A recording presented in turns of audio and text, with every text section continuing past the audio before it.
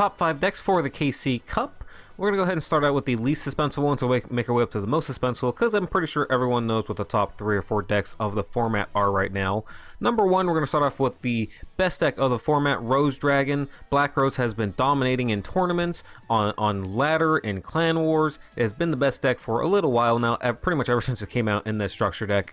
It's been getting new support as well, not directly, but indirectly, with new powerful synchro monsters coming out in the form of the new level 11 Trishula monster. Some players also running the level 9 one that you can bring off the first Trishula summon's effect. You can also sometimes go into it if your opponent has a Stygian Dirge set too, but not sure how much of that you'll see in the KC Cup, given that it is a best of 1 format, so don't have to worry about too many side deck cards. Although DD Crow may be main decked in quite a few decks, I'm interested to see how many players are going to be main decking Crow here. You'll see it in a few of these lists. All these deck lists pretty much are coming from some kind of tournament lately. Most of them are from the Meta Weekly, the most recent one. I'll try to link in the description if I remember at the end of the video. But yeah, Black Rose has definitely been the best deck of the format. It's diverse cards you can run in terms of your back row. You can run either Lances, the MSTs. You see Floodgates here. You can also run, of course, Compulses or Treacherous Trap Hole.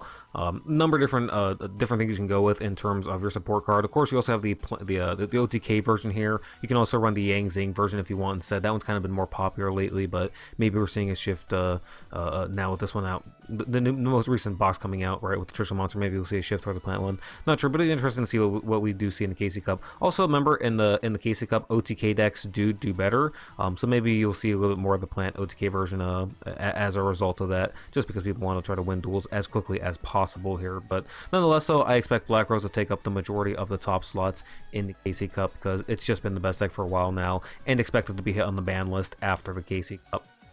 Next up, we have favorite duel heroes. Again, no surprise, this deck in the last couple weeks has really risen to be the second best deck of the format.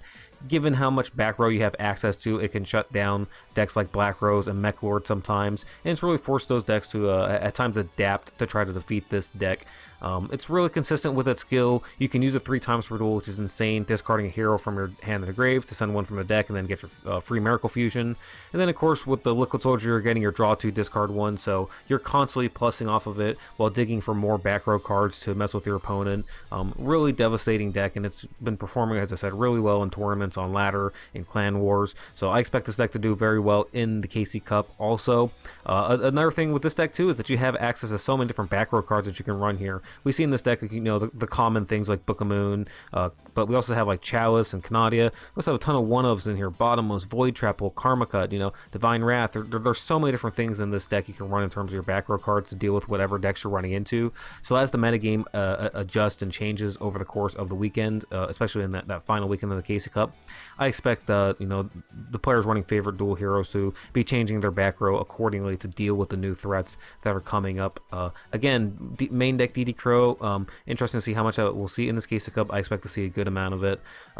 And along with all the other back row cards here, being able to have so many of these interchangeable with this deck is really effective for it, I think, going forward into the KC Cup. Next up, we have another hero deck. This is the Vision Hero version of the deck. Most of them are running Wounded Hero as their preferred skill now, but we do see players running a few different ones.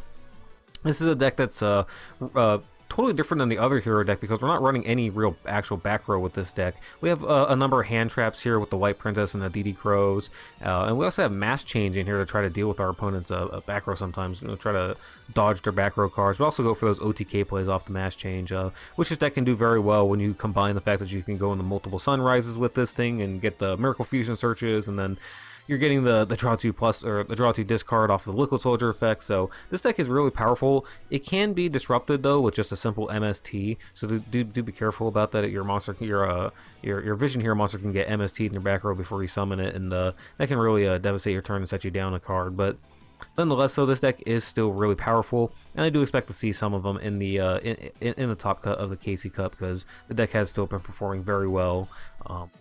Not too much else to say about it at this point. Heroes and Rose Dragon really been dominating as the top decks. But next up, we have Meklord. This is also the last deck that shouldn't be a surprise, number 4 here.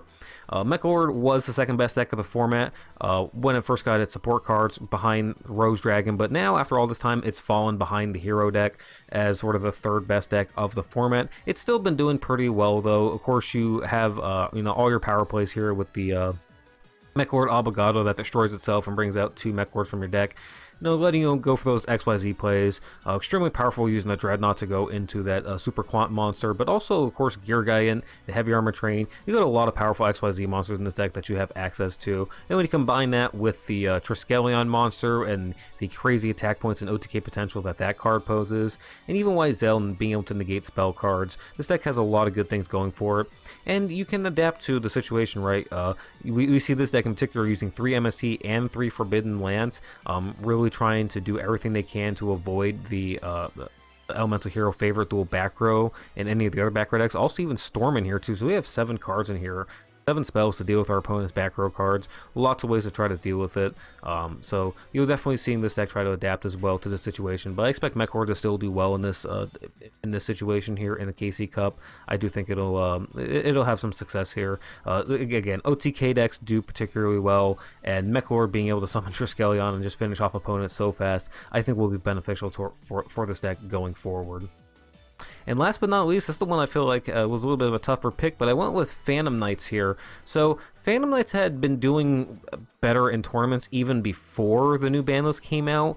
They had sort of adjusted to a different sort of, like, I don't even want to call it a mill version of the deck, but they'd really been changing up their back row to things like Monster Gate. They'd also been running that trap card that sends cards from the top of your deck to the grave, and a whole bunch of just traps that are able to have some kind of interaction from the graveyard, right? Like Canadia that brings itself back from the graveyard, or the Phantom Knight spell or trap cards which give you an effect when they're in the graveyard. So they were really using a lot of those types of things and actually having some good success. They've been winning tournaments like the GG Tours, getting the high tournament placing all across the board, which is kind of surprising. And when you actually look at the results, they'd actually been doing the next best deck after the previous 4. And then when you can combine the fact that the most recent ban list gave them a big boost by taking Silent Boots off the list, this gives them access to all the level 3 or Forbidden 3 cards in the game, like Floodgate Trap Hole, as well as Compulsory Evacuation Device. So that was a huge boost to this deck, getting access to those cards. It was considered, in fact, Rhoda 2 has been a nice boost for this deck, also being able to search out your various Phantom Knight monsters. I think this deck is in a really good spot going forward.